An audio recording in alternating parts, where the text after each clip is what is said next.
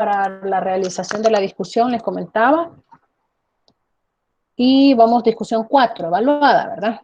Yo estaba viendo la planificación y aparece bien adelantada esta evaluación. Sin embargo, yo voy a ir complementando con más material pues las posteriores discusiones, ¿verdad? Recuerden que la discusión de la otra semana no va a ser evaluada, ¿verdad? Sin embargo, es de cumplimiento obligatorio que la tienen que subir. Para el caso, pues, para esa discusión, si ustedes sí, a partir de este parcial, pues ya no les voy a recordar que es obligatorio. Y pues, por una persona que no lo sube, eso va a entrar al examen parcial, ¿verdad? El contenido. Yo solo se lo voy a avisar al final de la evaluación, o yo se lo voy diciendo al final de cada semana, ¿verdad? Que ese material va a ser incluido para la discusión, para el examen parcial, perdón.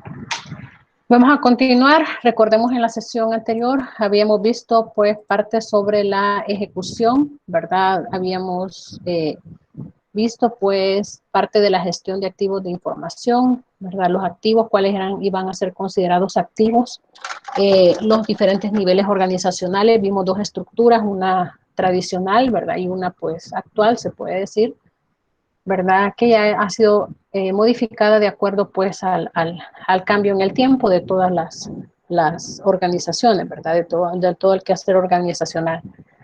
Estábamos viendo pues algunos conceptos sobre COVID, ¿verdad? Habíamos visto algunos dominios para ir entrando en materia, herramientas que son utilizadas dentro de la auditoría, y vamos a finalizar ahora con el tema de evidencias.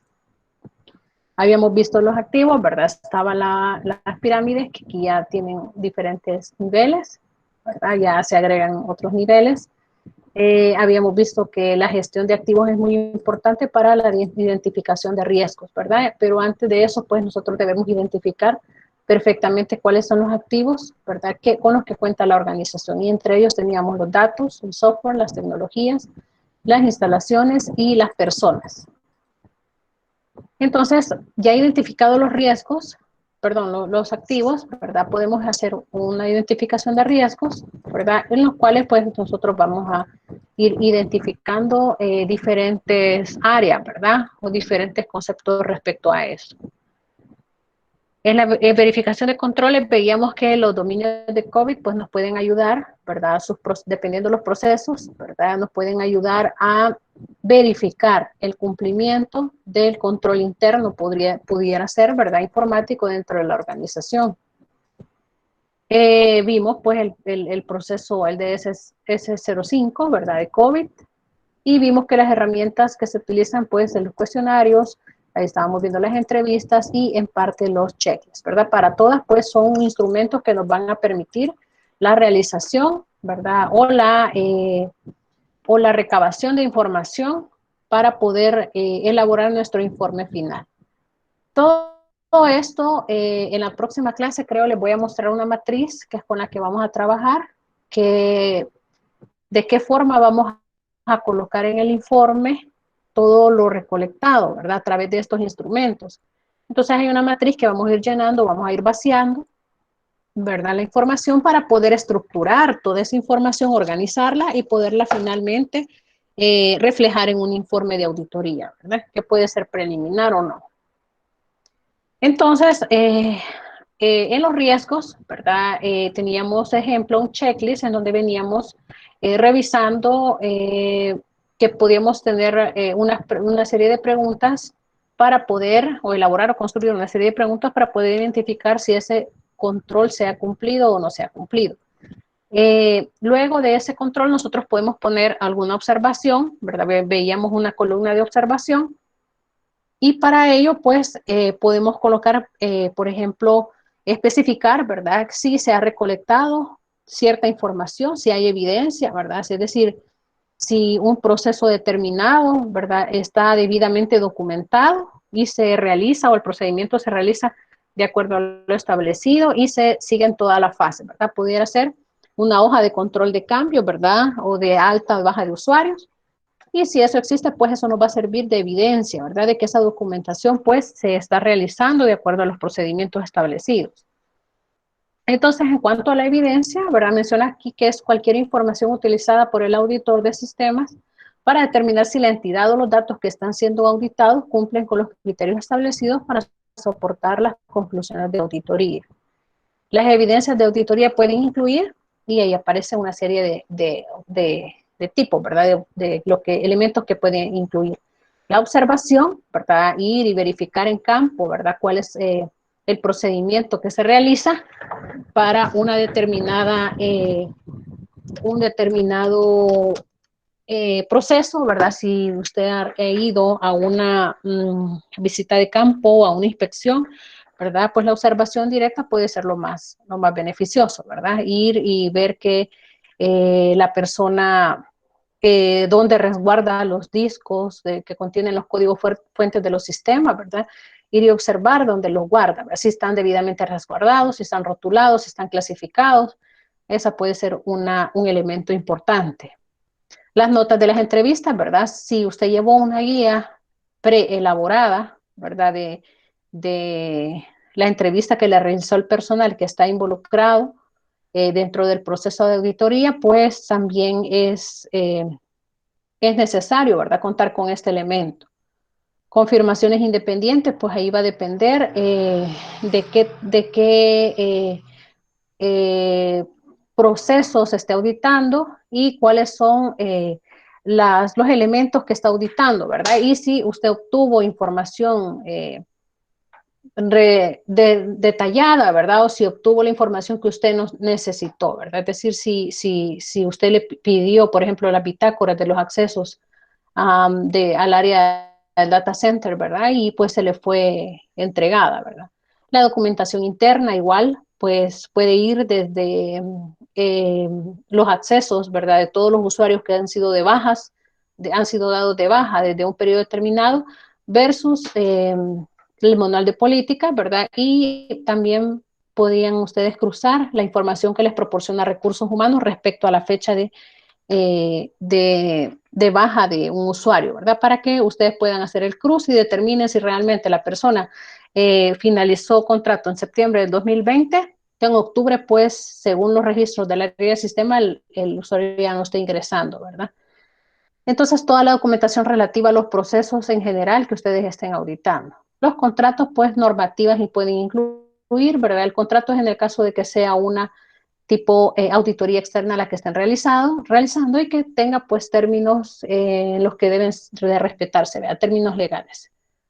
Y resultado de prueba, ¿verdad? Y es necesario incluir si se sacaron muestras, ¿verdad? Si se extrajeron muestras, documentar lo más posible, lo mejor posible, cuáles fueron esos resultados, ¿verdad? Si lo que usted fue a auditar fue el proceso de un DRP, ¿verdad? Usted puede ir y revisar cuáles fueron los resultados de haber hecho una simulación, ¿verdad? De un suceso ocurrido o clasificado como desastre, ¿verdad? Puede documentar todas las pruebas al respecto. Las técnicas de recopilación de evidencia, pues aparecen acá la revisión de la estructura organizacional de TI, ¿verdad? Aquí pues obviamente va a depender de lo que ustedes vayan a evaluar, ¿verdad? También la revisión de las políticas y procedimientos, revisión de estándares de la organización, documentación de los sistemas, entrevistas al personal, observación de procesos, redesempeño y pruebas de recorrido. Esos son los tipos de técnicas para que ustedes puedan recopilar las evidencias. En los tipos de evidencia, pues son un elemento clave en una auditoría y el auditor debe prestar especial atención a sus diferentes formas de expresión. Y estas pueden ser documentales, se muestran en documentos físicos o electrónicos, ¿verdad? Pueden ser internas o externas a la organización. Físicas se recogen mediante la observación directa de bienes, actividades o sucesos, es decir, que usted vaya físicamente al lugar, ¿verdad? Que se desplace, que observe, que pregunte, eh, que anote, ¿verdad? Que apunte. Declarativas se basan en las declaraciones de las personas en el transcurso de entrevista, ¿verdad? De la auditoría, de lo que usted anotó, ¿verdad? De lo que usted recogió, ya sea por una herramienta u otra, ¿verdad? Por una entrevista o un checklist. Analíticas, pues se fundamentan en el análisis y verificación de datos recogidos en la auditoría. Informática se basa en las aplicaciones y soportes informáticos accesibles durante la auditoría. Por ejemplo, en este caso, si usted quiere ver la navegación, ¿verdad? El log de navegación de un usuario determinado, ¿verdad? Necesita que se le dé acceso a las herramientas, ¿verdad? Con las que cuenta la organización para poder tener acceso de primera mano a esta información, ¿verdad? Y si no, pues usted se hace acompañar de la persona encargada de auditoría, de informática, para que él provea o extraiga esa información, ¿verdad? Y él le puede explicar pues el procedimiento que hace para llevar a cabo tal acción. Las características de esta evidencia, ¿verdad? Dentro de ellas está la adecuación, el grado de pertinencia de la evidencia para emitir un juicio profesional, es decir, qué tan acertada es la decisión de incluir esta evidencia para un proceso en donde yo voy a evidenciar o donde yo voy a hacer una observación en en mi informe de auditoría. O sea, qué tan pertinente es esa característica de esa información. Y ahí tenemos las características dentro de esta, ¿verdad? La idoneidad, la vigencia, la relevancia, la precisión y exactitud. La confiabilidad, ¿verdad? Cada grado en el que la evidencia que se obtenga es lo que debe ser, y que si un tercero sigue el mismo proceso de auditoría deberá obtener resultados similares verificables, ¿verdad? Es decir, que no arroje unos resultados ahora y mañana arroje pues otra información, ¿verdad? O al siguiente mes tire resultados diferentes o muy alejados de lo que realmente tiró la primera vez. La fiabilidad de esta evidencia puede depender de la repetitividad, ¿verdad? De la competencia de la fuente, el control, la coherencia. El otro, pues, la suficiencia, ¿verdad? Aquí, pues, la cantidad de evidencia que el auditor considera que debe disponer para llegar a conclusiones razonables. Mientras más información, más evidencia tengamos o más sospechas sobre algún control que no se esté realizando bien, pues necesitamos mayor muestra, ¿verdad? Pero eso no significa que vamos a exagerar, ¿verdad? Con la cantidad de evidencia que se vaya a recopilar o se vaya a juntar.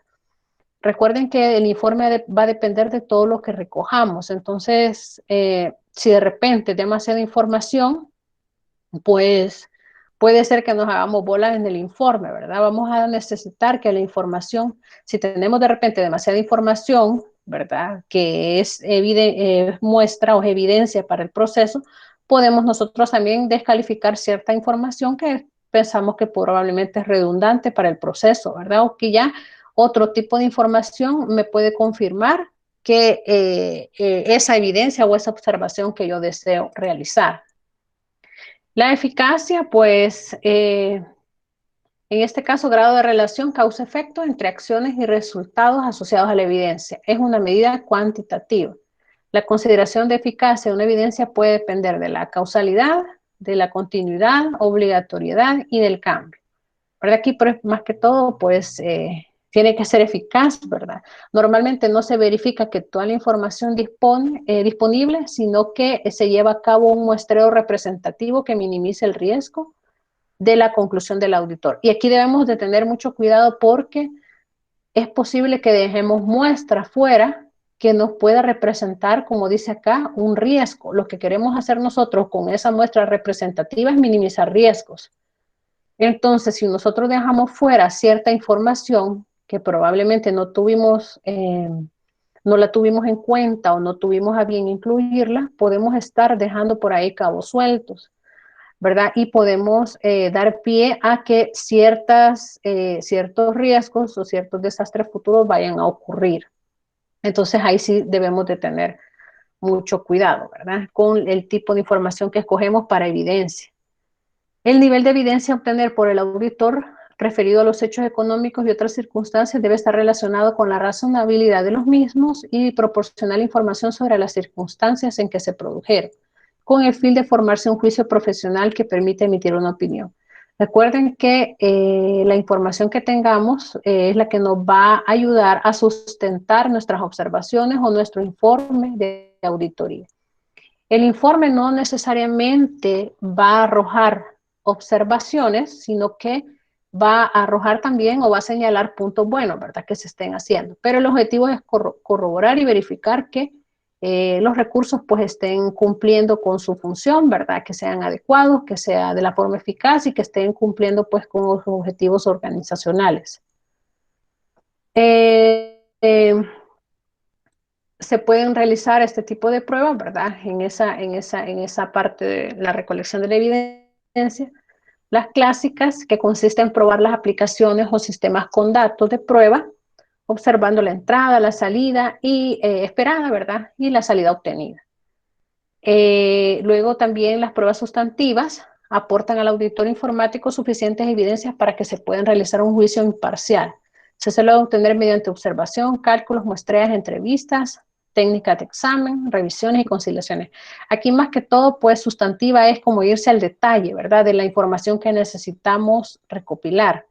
Pues, probablemente la prueba clásica, pues estamos viendo entradas, proceso de salida, ¿verdad?, en una aplicación o en sistemas. Las pruebas sustantivas sí nos vamos a ir más a detalle, ¿verdad? Ahí menciona cálculos, muestreos, ¿verdad? Así vamos a hacerlo pues un poquito más a fondo. Las pruebas de cumplimiento determinan si un sistema de control interno funciona adecuadamente, si la documentación, según declaran los auditados y según las políticas y procedimientos de la organización, si están de acuerdo, ¿verdad? La evidencia de auditoría se obtiene a través de pruebas de cumplimiento y pruebas sustantivas mediante el uso de uno de los más de los siguientes métodos. La inspección, ¿verdad? Ahí el recorrer, verificar, ¿verdad?, que se esté, o revisar que se cumpla, ¿verdad?, o que haya coherencia y concordancia con los objetivos de la organización. En este caso, pues, puede ser con registro, ¿verdad?, así como el examen de los documentos y activos tangibles, en este caso, ¿verdad? Puede ser también intangible porque usted los puede observar, las licencias, en el caso de las licencias o el software con licenciamiento. La observación consiste en ver en la ejecución de un proceso o procedimiento efectuado por otro, ¿verdad? Ir y verificar cómo es el procedimiento. Luego, las preguntas, ¿verdad?, obtienen información apropiada de las personas de dentro y fuera de la entidad. Las preguntas abarcan desde las formuladas por escrito, ¿verdad?, a terceros, ajenos a la entidad, hasta hechas oralmente al personal de la misma. Aquí pues podemos encontrar diferentes elementos o actores dentro del proceso de auditoría. Y aquí es bien importante que nosotros seleccionemos a quienes vamos a auditar. Si, por ejemplo, queremos auditar un sistema informático, ¿verdad?, voy a involucrar al administrador del sistema, voy a involucrar a los usuarios finales, puede ser al director de tecnología, ¿verdad?, y todos aquellos elementos, y si hay proveedores externos que siempre que interactúan con el sistema, pues también los vamos a incluir. Entonces, vamos a hacer obviamente pues preguntas de acuerdo al nivel de usuario, ¿verdad?, que están, que tienen definidos.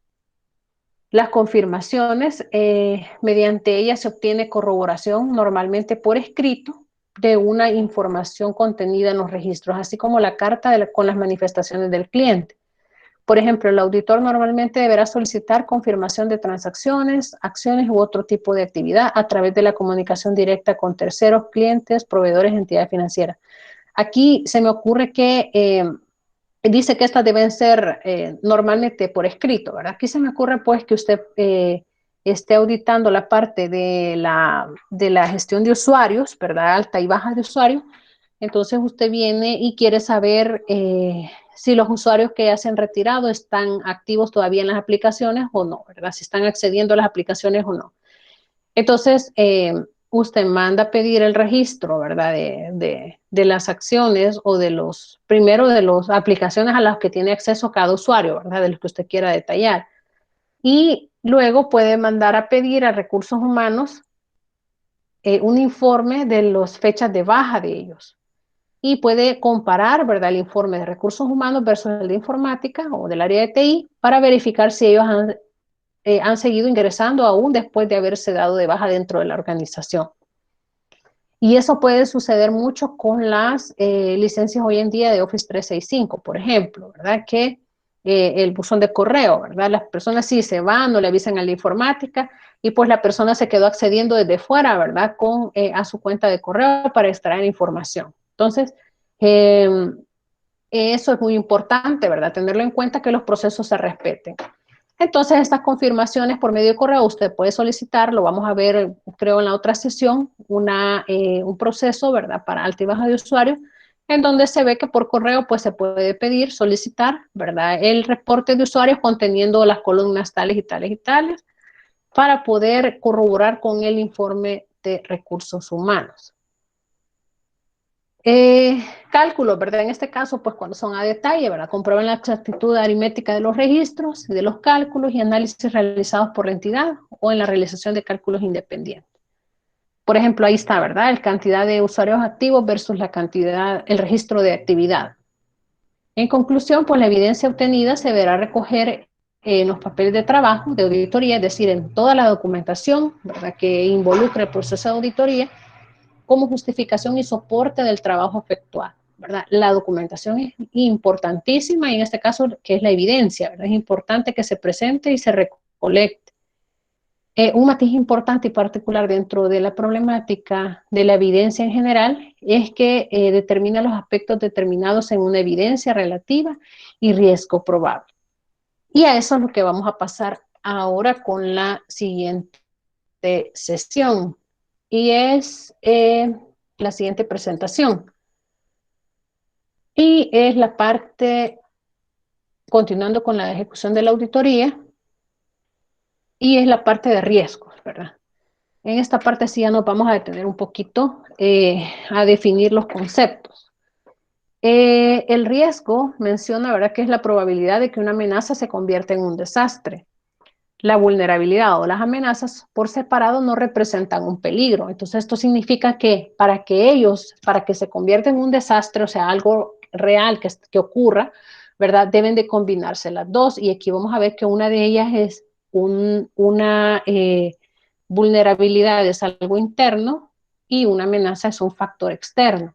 Ahora, va a depender del contexto en el que estemos trabajando, porque podemos decir que una vulnerabilidad puede ser un proveedor, pero es un factor externo a la vez, pero usted va a evaluar el sistema, ¿verdad? O sea, va a evaluar el entorno bajo el que se está trabajando. Entonces puede ser que ese proveedor se convierta en una amenaza o en una vulnerabilidad. Va a depender del contexto. Entonces dice que si estas se juntan, ¿verdad? La vulnerabilidad y la amenaza se convierten en un riesgo, o sea, la probabilidad de que algo ocurra. Hasta aquí no ha habido un desastre, ¿sí? Tenemos identificada la amenaza, tenemos identificada la vulnerabilidad y decimos, ah, este es un posible riesgo, ¿verdad? Si ellos dos se llegaran a materializar, entonces sí se va a convertir en un desastre, ¿verdad? Pero es cuando eso ya se ha materializado. Sin embargo, los riesgos pueden reducirse o manejarse, ¿verdad? Si somos cuidadosos en nuestra relación con el ambiente y estamos conscientes de nuestras debilidades y vulnerabilidades frente a las amenazas existentes, podemos tomar medidas para asegurarnos de que las amenazas no se conviertan en desastre.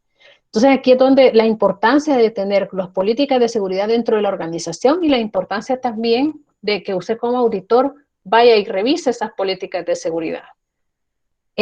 También importante que pueda ser que en su proceso de auditoría usted identifique riesgos que las políticas de seguridad no han incluido.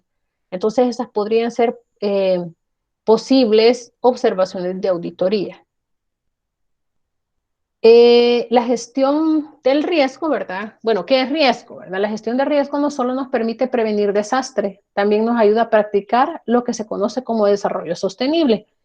¿Y a qué se refiere con desarrollo sostenible? Pues es cuando las personas pueden vivir, ¿verdad? Bien, con salud, con felicidad, sin dañar el ambiente y otras personas a largo plazo, ¿verdad? Por ejemplo, se puede ganar la vida por un tiempo cortando árboles, vendiendo de la madera, pero si no se siembran más árboles, de lo que se corta, pronto ya no habrá árboles y el sustento se habrá acabado. Entonces no es sostenible, ¿verdad? Entonces es aquello que usted está haciendo uso de esos recursos, pero a la vez está generando una ganancia, ¿verdad? Y no necesariamente económica, ¿verdad? Sino que está completando un ciclo de vida, ¿verdad? Para que usted pueda siempre sostenerse en el tiempo. Se entiende por riesgo entonces, ¿verdad? La posibilidad de que suceda una eventualidad que imposibilita el cumplimiento de objetivos. Y aquí es donde está la importancia de realizar la auditoría.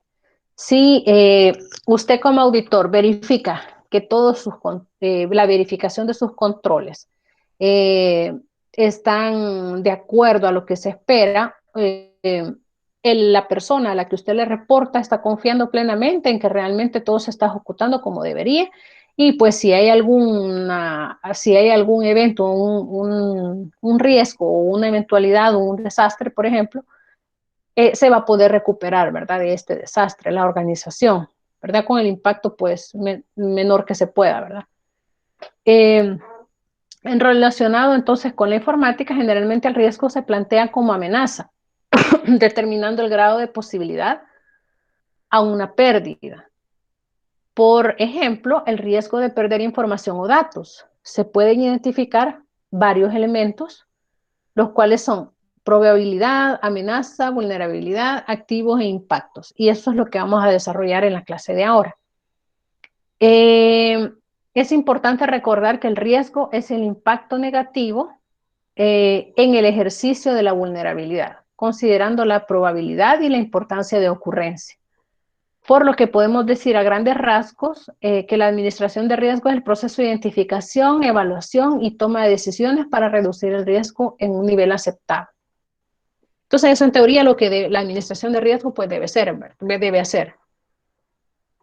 Y aquí tenemos mejor matizado pues el concepto de riesgo, ¿verdad? Ahí tenemos a un lado el esquema y dice el riesgo es la probabilidad que una amenaza se materialice sobre una vulnerabilidad del sistema informático. Realmente aquí el que cuando ya se materializa es un desastre, ¿verdad? Entonces el riesgo es la probabilidad de que ocurra, ¿verdad? O de que una vulnerabilidad se vaya a materializar sobre una amenaza, ¿verdad? Pero solo es el que está ahí, que no ha sucedido, que no ha ocurrido. Ese es el riesgo.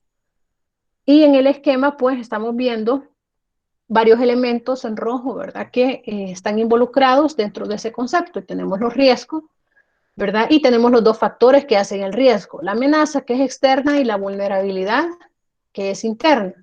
Por ejemplo, una vulnerabilidad puede ser en los empleados que no están capacitados, ¿verdad? Hubo un error en la plataforma, en el sistema, ¿verdad? Pero fue por falta de capacitación y eso es interno. ¿Por qué es interno?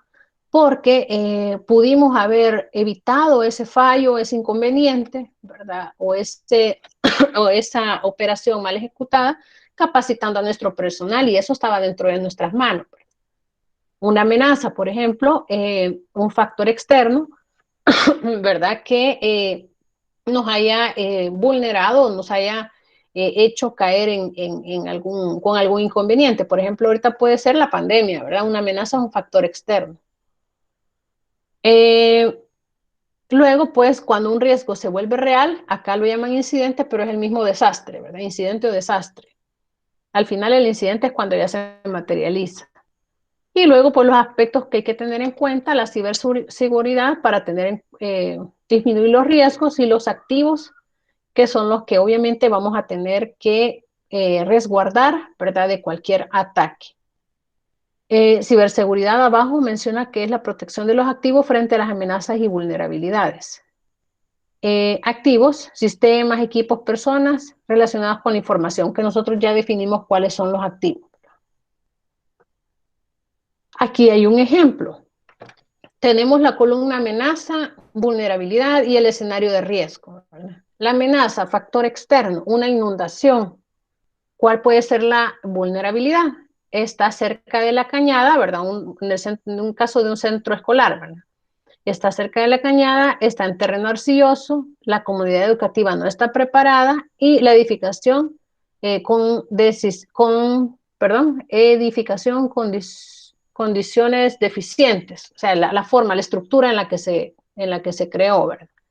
El escenario de riesgo, el centro educativo se ha inundado, no hay acceso para llegar, los materiales están mojados y muchos documentos se han perdido. Entonces, ese es el escenario de riesgo, ¿verdad? Luego, el otro, el factor externo, el terremoto, la vulnerabilidad. no se hizo un estudio de terreno, ¿verdad? Se diseñó no acorde a ciertas normas, el terreno estaba en pendiente, los materiales de construcción no fueron los adecuados y no había un plan de emergencia.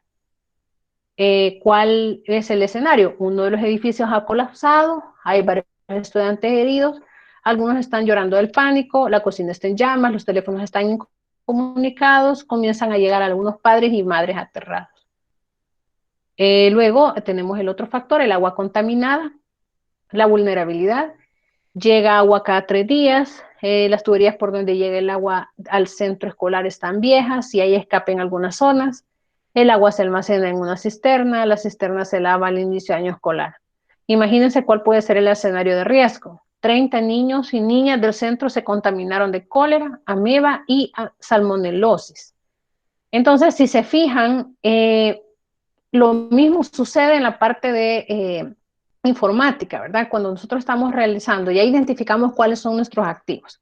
Y ya teniendo el inventario de activos, que también debe estar digitalizado, ¿verdad? Sí, también debe estar resguardado en cierto lugar, ¿verdad? También vamos a identificar una matriz en donde vamos a colocar el riesgo, ¿sí? O la vulnerabilidad, la amenaza, y vamos a identificar cuál es el posible riesgo. Luego vamos a ir agregando más columnas que se los voy a enseñar en la matriz que voy a enseñarles el viernes. Entonces, la recomendación al final, ¿verdad? De haber tabulado toda esta información, dice que es necesario construir la escuela en una zona segura, materiales resistentes y con normas antisísmicas, saber cuál es la ruta de evacuación en caso de emergencia, tener buena educación sobre el manejo de los riesgos, tener políticos que respondan a necesidades de la población, tener un plan escolar de gestión de riesgo. Si se fijan en la recomendación, aparecen factores internos y externos, porque, por ejemplo, el externo es tener políticos que respondan a la necesidad de la población. Entonces, obviamente que eso no lo vamos a poder cambiar, ¿verdad? Y hay elementos que vamos a poder incluir y no. Aquí podría ser incluir, actualizar constantemente las políticas de seguridad, ¿verdad? O hacerle ver a las personas, ¿verdad? A los usuarios, cuáles son las repercusiones que habrían en caso de incidencia, ¿verdad? De alguna violación de alguno de los criterios establecidos en las políticas de seguridad organizacional. Y aquí tenemos otra vez, a grandes rasgos, la amenaza, ¿verdad? La criminalidad también puede ser una amenaza, ¿verdad? Un factor externo, el allanamiento, el sabotaje, el robo, el hurto, aquí va a depender, ¿verdad? Porque si es un hurto, bueno, si es un factor externo, porque usted no puede, si es un empleado, pues se roba cada cierto tiempo, eh, ¿cómo se llama? Información o algún USB o algún material, ¿verdad? Un elemento dentro de la organización, pues es algo que usted no lo puede controlar, ¿verdad? Sin embargo, sí puede, ante esa amenaza, sí puede adoptar medidas, ¿verdad? Los sucesos de orden físico, incendio, inundación, sismo, polvo, sobrecarga eléctrica, la negligencia en las decisiones institucionales, ¿verdad? Aquí va a depender si este factor externo o interno, porque puede ser que no sea su problema que no haya un plan de capacitación, ¿verdad? No está dentro de sus responsabilidades incluir a ese personal que cometió fallas dentro de un proceso determinado, no estaba en sus manos porque no le aprobaron la capacitación, ¿verdad? Sino que fue prácticamente de la alta dirección, ¿verdad? Sin embargo, pues también puede ser que sea interno, porque sabiendo usted que necesitaban una capacitación, no la solicitó, no la gestionó. Entonces ahí va a depender del entorno, ¿verdad? En la vulnerabilidad, pues aquí en la física, un desastre natural, pues realmente eso sí quedaría como una amenaza. Sin embargo, la ubicación sí, ¿verdad? Porque por ejemplo, usted se va a cambiar de edificio y se va a un edificio que está sobre una quebrada, ¿verdad? Entonces usted debe saber que es una vulnerabilidad muy alta la ubicación, ¿verdad? Donde usted está colocando su establecimiento, ¿verdad? La capacidad técnica y los materiales, ¿verdad? De construcción podría ser, ¿verdad? O la capacidad técnica, aquí puede ser del personal del que se dedique a cierta área. económica, ¿verdad? Escasez, mal manejo de recursos dentro de la organización. Se me ocurren las entidades gubernamentales que cuentan con un presupuesto determinado, ¿verdad? Y para esto de la pandemia, pues se les ha estado recortando mucho los presupuestos, se les ha estado quitando, pues, lo que ya no lo usan, ¿verdad? Se les ha quitado, entonces ahí puede ser que haya escasez, ¿verdad? Y mal manejo de recursos, pues, la compra no funcional, tal vez, de cierto equipo, ¿verdad? O de ciertos elementos dentro de la organización. La socioeducativa, relaciones, comportamientos, métodos y conductas. Eso ya pues es interno de la organización, puede ser dentro de puede ser de los empleados, ¿verdad?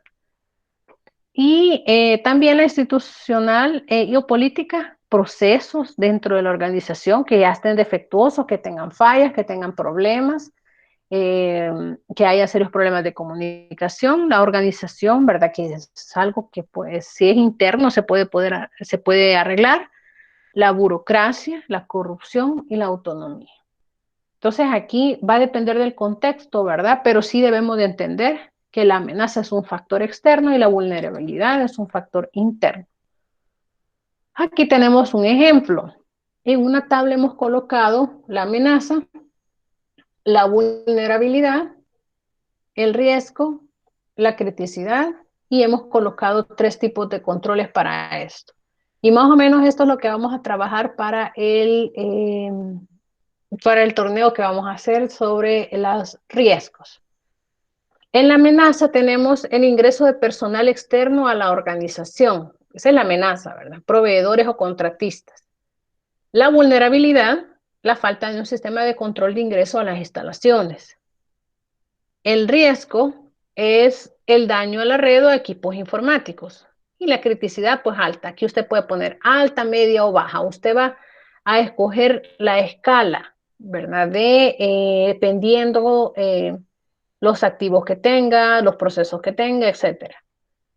Como control preventivo, ¿verdad? Control preventivo interno, ¿verdad? Que se realiza, instalación de un sistema de acceso automático, en este caso tarjetas de acceso, usando tarjetas de acceso, ¿verdad? En el detectivo, verificar el registro de intentos de acceso o accesos inusuales o poco comunes. Y un control correctivo, tomar acciones o medidas establecidas en el manual de políticas y procedimientos. Si se fijan, primero, pues, usted identificó que no hay un control, ¿verdad? Y eso, pues, como auditor, puede verificar si hay o no hay un sistema de control de acceso a las instalaciones, ¿verdad? Usted no puede decir que instalen como auditor no puede decir que instalen un sistema de tarjetas, ¿verdad? De acceso automático. No, sin embargo, sí puede decir que hay que implementar un sistema de ese tipo, ¿verdad? Que se lleve a cabo o que se instale y que éste prevea, pues, cualquier tipo de accesos no autorizados. Entonces, ese sería pues el preventivo.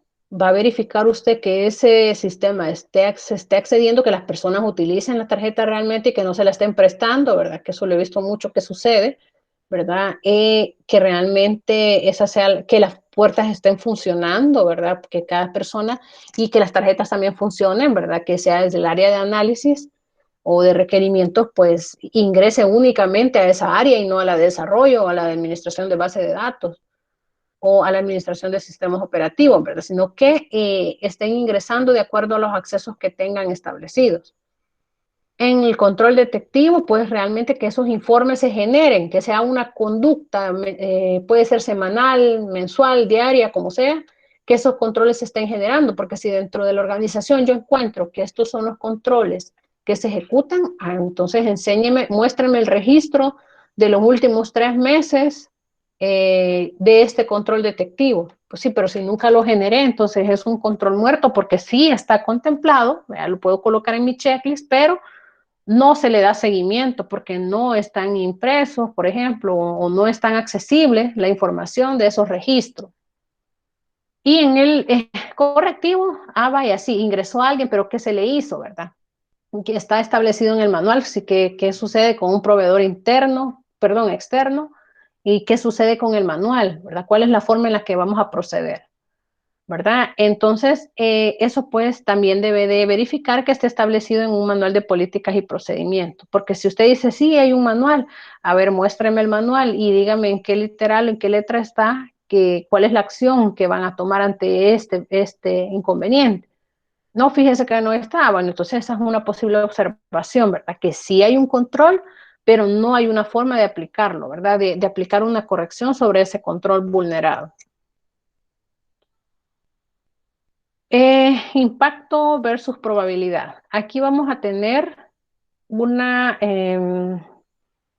vamos a trabajar con una matriz en la que ustedes van a colocar cuál es el impacto, ¿verdad? O la consecuencia, ¿verdad? De haberse materializado ese riesgo, ¿verdad? Versus la probabilidad. Con eso, pues, usted tiene un mayor análisis de los riesgos. ¿Y para qué sirve hacer esta matriz? Para darle prioridad a los riesgos, ¿verdad? Para saber cuáles son los más importantes, a cuáles les vamos a prestar mayor atención y cuáles son los que van a ir como principal objetivo a evaluar, ¿verdad? Dentro de nuestro sistema o políticas de seguridad. En este caso, pues tenemos una escala de probabilidad. Esta usted la puede modificar de acuerdo a su conveniencia, como les digo, de acuerdo a lo que ustedes estén analizando, a los recursos que tenga la organización, a la diversificación de procesos, etcétera. Entonces, en la consecuencia, tenemos de la A a la E, ¿verdad? A insignificante, B menor, C moderado, D peligroso y E catastrófico. Y en la probabilidad, frecuente, probable, ocasional, posible e improbable. Entonces, por ejemplo, para el caso que estábamos viendo del ingreso no autorizado, usted puede decir, esto puede ser la consecuencia moderada, ¿verdad? Y la probabilidad ocasional. Entonces intersectamos aquí en este caso la columna y la fila, ¿verdad? Y tenemos 3C. Y esto lo vamos a codificar, ¿verdad? De hecho, acá estamos viendo que en esta matriz aparece en rojo los que, si su criterio ya cae o su calificación ya cae en uno de estos rangos, ya vamos a tener pues que tenerle mucho cuidado a esos posibles desastres, ¿verdad? Y vamos también a identificar, ya luego de haber diagramado acá, haber tabulado todos los riesgos, pues vamos a poder definir cuáles son los riesgos más catastróficos que nos pueden llevar a perder cierta movilidad o a detener nuestras operaciones dentro de la organización. En el análisis de riesgo, para poder establecer la posición real a los riesgos, se recurre a una herramienta llamada análisis de riesgo, ¿verdad? El cual tiene como objeto identificar el riesgo mediante la identificación de sus elementos y lograr establecer el riesgo total. Realizar un análisis del riesgo es muy importante para lograr administrar adecuadamente los mismos. El proceso de administración del riesgo es continuo, dado que es necesario evaluar periódicamente los riesgos identificados a exposición en los mismos calculado anteriormente, que se mantengan vigentes. Es decir, esto es importante, que estemos controlando que este análisis de riesgo dentro de la organización sea frecuente, se esté realizando, se esté evaluando periódicamente, ¿verdad? Para que no se descuide, pues, algún elemento extra que se pueda añadir. Porque si no hay actualización y nuestros procesos dentro de la organización están cambiando y no hay una actualización en política y en procedimientos o en la gestión del riesgo, pues obviamente que vamos a dejar de ver ciertos riesgos que más adelante se nos pueden materializar.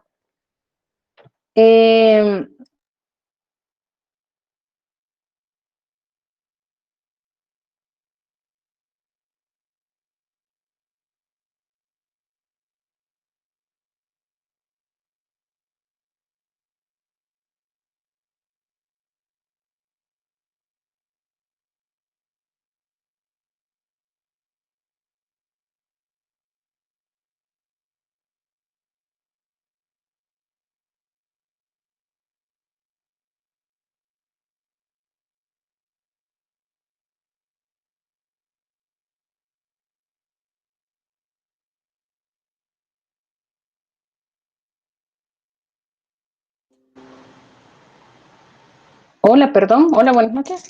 ¿Me escuchan? Sí, la escuchamos. Per- Sí, perdón, que colgué aquí por error. sí, ¿Ven la presentación? sí, se nota. Ok, perdón.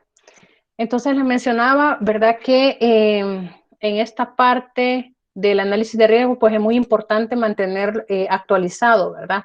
Es decir, tenemos que verificar que esta documentación que se genera a raíz de la auditoría, pues esté debidamente actualizada. Igual todos los procedimientos, las normas, los estándares estén pues de acuerdo a actualizados, ¿verdad? De acuerdo a las normas pues que se establezcan o los objetivos organizacionales. La meta principal en este caso de la administración del riesgo, de la administración de riesgo informático, va a ser proteger a la organización y su habilidad de manejar su misión, ¿verdad? No solamente la protección de los elementos informáticos. Además, el proceso no solo debe ser tratado como una función técnica generada por los expertos en tecnología que operan y administran los sistemas, sino como una función esencial de la administración por parte de toda la organización. O sea que este debe ser un trabajo en conjunto, ¿verdad? También no se le puede dejar una sola responsabilidad tan grande como el análisis de riesgo a una sola persona, ¿verdad? Entonces, por eso es necesario identificar todos los elementos o los agentes que participan dentro de este proceso, en el caso de la administración del riesgo. El análisis de riesgo informático es un elemento que forma parte del programa de gestión de continuidad de negocios. En el análisis de riesgo informático es necesario identificar si existen controles que ayudan a minimizar la probabilidad de ocurrencia de la vulnerabilidad.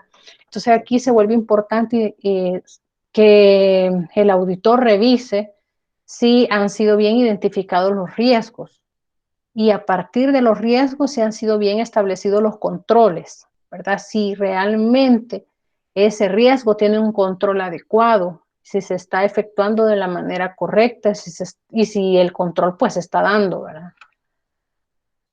La gestión del riesgo es un método que se puede aplicar en diferentes contextos, donde se debe incluir y trabajar con las consideraciones de seguridad. Su propósito es mostrar cómo aplicar el enfoque de la gestión del riesgo en la seguridad informática y particularmente en el ámbito de las organizaciones o instituciones similares. Al mismo tiempo señala los puntos críticos y claves que se deben reconsiderar para que la gestión de riesgo sea más exitosa.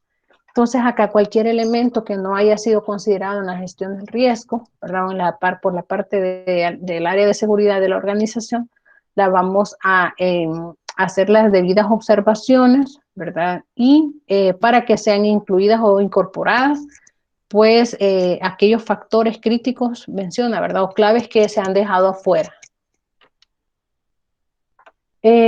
¿Por qué es necesario llevar a cabo un análisis de riesgo en la implementación de un proyecto de tecnología? Pues es importante porque haciendo un análisis de identificación de estas vulnerabilidades y amenazas a los que se encuentra expuesto pues todos los activos dentro de la organización, ¿verdad? Así también como su probabilidad de ocurrencia y el impacto de las mismas con el fin de determinar los controles adecuados para aceptar y todo esto pues para disminuir, transferir o evitar la ocurrencia del riesgo. Y aquí con transferir se recuerdan que estábamos hablando también sobre tercerizar unos servicios, ¿verdad?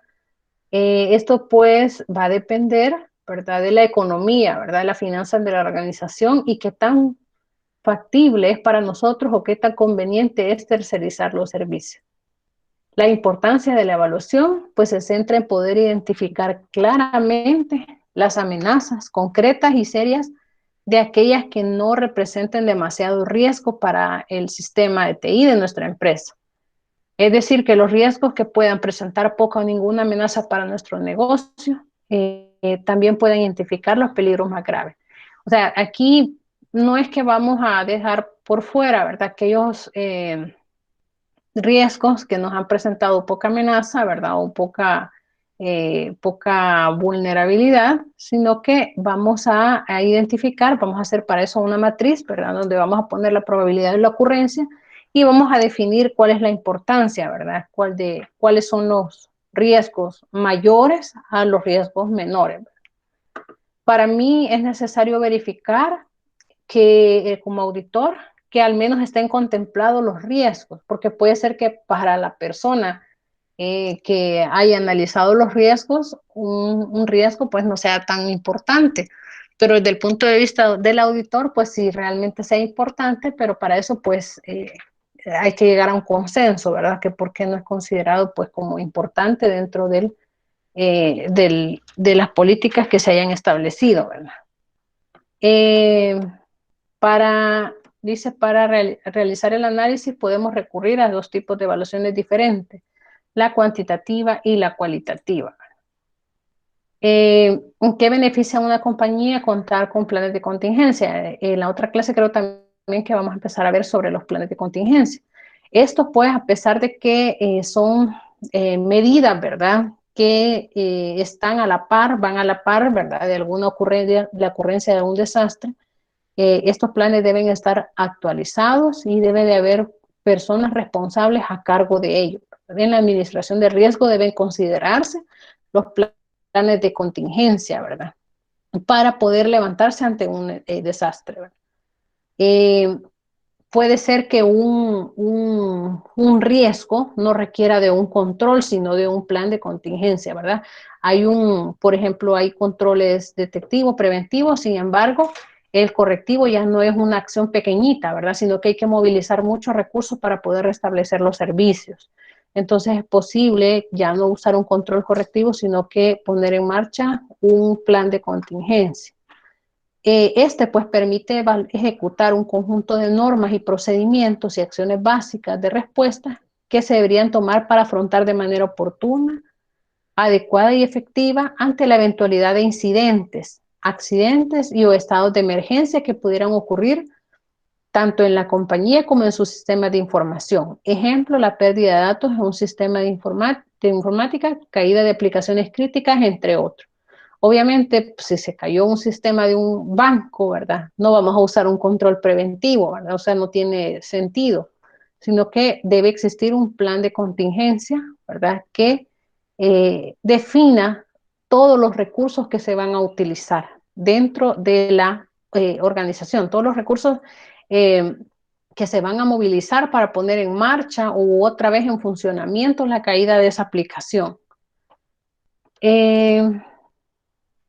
¿Quiénes son las personas que elaboran este plan? Pues una vez se ha tomado la decisión de hacer el plan, el director de sistemas junto con el cuerpo directivo de la empresa determinará qué es lo que más le interesa a la organización y así tomar la decisión si se contrata un consultor externo para hacerlo o desarrollarlo en casa, ¿verdad? Ambas opciones tienen pros y contras. Aquí pues generalmente todo se hace dentro de la organización, ¿verdad? Porque lo que las empresas van viendo pues es invertir menos, ¿verdad? O gastar menos. Entonces, generalmente pues se le atribuye también al administrador, al gestor de riesgo, ¿verdad? A la persona que administre los riesgos. Entonces, ellos involucran a personal, ¿verdad? Determinado. Les voy a subir también al aula virtual unos ejemplos de unos planes de contingencia en donde pueden ver todos los factores o los elementos o los agentes que se involucran dentro de un plan de contingencia. ¿Qué es la prevención y la mitigación de desastres? La prevención y mitigación son todo lo que hacemos para asegurar que no suceda un desastre o si sucede, que no nos perjudique tanto como podría serlo realmente. La mayoría de los fenómenos naturales no pueden impedirse, pero sí podemos reducir los daños que causa un sismo si construimos casas más resistentes en lugar de un lugar donde el suelo sea sólido, ¿verdad? Por ejemplo, usted puede decir, nosotros vivimos en una zona con alta sismicidad, ¿verdad? Y pues no podemos evitar que tiemble, y de hecho ni se puede predecir los temblores, ¿verdad? Entonces, usted puede asegurar los activos, ¿verdad? Las computadoras, los servidores, asegurar los equipos, pues más, los que son más vulnerables, ¿verdad? O donde usted cuente o tenga, pues, información mucho más delicada, ¿verdad? Entonces, y esto, pues, si también financieramente usted consigue o le permiten hacer esto, ¿verdad? De asegurar los equipos. Pues conocí también instituciones, organizaciones, ¿verdad? Donde se les ha inundado la oficina precisamente por la ubicación en la que se encuentran las instalaciones, ¿verdad? Y en una de esas tormentas, como las últimas que están cayendo, ¿verdad? Que pues una media tormenta y ya todo se inundó, ¿verdad? Entonces, conozco empresas en las que se han inundado, han perdido mucho equipo, pero pues afortunadamente tienen asegurados sus equipos y tienen centralizada pues la información y también educado a los usuarios, ¿verdad? Para poder colocar la información que en este caso pues la trabajan mucho en la nube. Entonces ahí pues eso les evita un montón de problemas, ¿verdad? Entonces, ¿qué es la prevención? Dice, es la aplicación de medidas para evitar que un evento se convierta en un desastre, ¿verdad? Lo que estábamos viendo. Por ejemplo, sembrar árboles, ¿verdad? Previene la erosión y los deslizamientos. También puede prevenir la sequía. Entonces, eso es prevenir, ¿verdad? Pues sembrar árboles, ¿verdad? O no deforestar, ¿verdad? Eso nos puede prevenir estos deslaves, inundaciones o la sequía, como dice acá. ¿Y qué es la mitigación? Son medidas para reducir la vulnerabilidad frente a ciertas amenazas. Para reducir, ¿verdad? No para desaparecer. Por ejemplo, hay formas de construcción que aseguran que nuestras casas o escuelas u hospitales no se caigan con un terremoto o un huracán, ¿verdad? Ellos pues conocerán los ingenieros civiles, conocerán las técnicas, ¿verdad? Para poder construir viviendas mucho más resistentes. Entonces, eso respecto a la prevención y la mitigación, porque es importante, ¿verdad? Estas pues empiezan por conocer cuáles son las amenazas y los riesgos. Entonces aquí es importante la identificación de riesgos y antes de eso de los activos, ¿verdad? A los que estamos expuestos en la organización. Y veíamos que habían de diferentes tipos de amenazas o vulnerabilidades, ¿verdad? Reunirnos y hacer planes para reducir estas amenazas y riesgos o evitar que no hagan daño. Realizar que lo que planeamos para reducir nuestra vulnerabilidad. No es suficiente hablar sobre el asunto, hay que tomar acción. O sea, no solo mire, este es un probable riesgo, ¿verdad? Pero nunca nos sentamos a hablar y definimos cuáles son las posibles amenazas o desastres que nos puedan ocurrir, ¿verdad? Sobre una determinada acción. Y en la clasificación de los riesgos, en esta parte, pues es importante en toda la organización contar con herramientas que garanticen la correcta evaluación de los riesgos a los cuales están sometidos los procesos y actividades que participan en el área de informática. Y por medio de procedimientos de control se puede evaluar el desempeño del entorno informático. Viendo la necesidad en el entorno empresarial de este tipo de herramientas y teniendo en cuenta que una de las principales causas de los problemas dentro del entorno informático es la adecuada administración de riesgos, estos parámetros sirven de apoyo para una adecuada gestión de los riesgos, basándose en los siguientes aspectos. Entonces acá tenemos aspectos que hay que tomar en cuenta para esa administración del riesgo, ¿verdad? La evaluación de los riesgos inherentes a los procesos informáticos, la evaluación de las amenazas, ¿verdad? O causas de los riesgos, los controles utilizados para minimizar o amenazar, ¿verdad? Las amenazas o los riesgos que sean los adecuados, la asignación de responsabilidades, ¿verdad? Que haya una persona que responda o que sea la encargada de ejecutar ese control y la evaluación de elementos de análisis de riesgo. Y acá tenemos pues la clasificación de los riesgos informáticos que vamos a comenzar a ver, quizás vamos a continuar viendo en la siguiente clase del día viernes.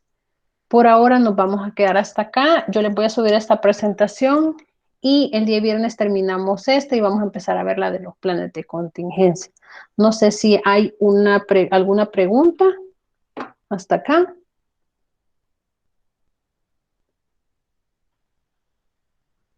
Ajá. No, ok. Entonces, eso sería todo por ahora. Solo se queda la persona que le pedí, por favor, al final. Y nos vemos el próximo viernes. Pasen buenas noches. Buenas noches. Buenas noches. Buenas noches, ingeniera. Buenas noches. Buenas noches. Buenas noches, ingeniera. Buenas noches.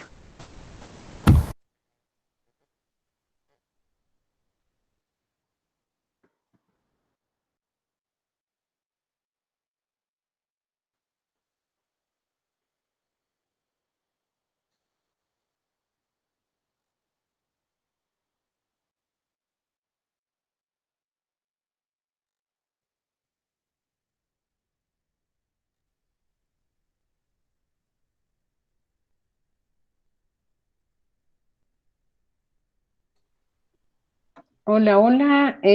Josué, Kendall, no sé si necesitaban algo más. Josué, Alfonso.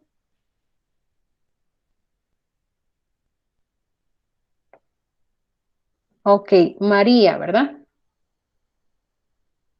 Sí, ingeniera. Ok, permítame, vamos a revisar. Espérenme, solo voy a detener esta grabación.